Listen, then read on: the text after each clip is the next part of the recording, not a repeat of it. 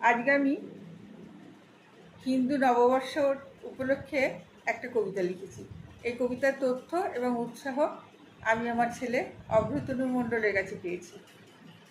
কবিতার নাম আজ হিন্দু নববর্ষ। কলমে এবং পাঠে আমি ইতিমণ্ডল।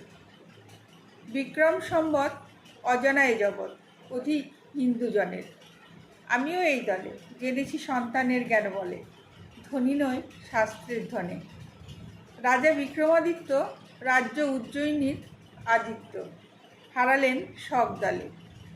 করলেন প্রবর্তন রাজার রাজকীয় মন, এলো বিক্রম সম্বত চলে। সে এক ইতিহাস গৌরবে করে বাস, হিন্দু ধর্মের সংযোজন। জেনে মনে সমৃদ্ধ জনগণ হন ঋদ্ধ, পরিপূর্ণ গর্বিত সকল জন। প্রসিদ্ধ উজ্জয়িনী রাজ, শ্রেষ্ঠ কর্মই রাজকাজ। তিনিই সেই বিখ্যাত রাজন, রেখেছেন সময়কে ধরে নিজ কর্মের জোরে, তীক্ষ্ণ বুদ্ধির অপূর্ব মূল্যায়ন। নমস্কার।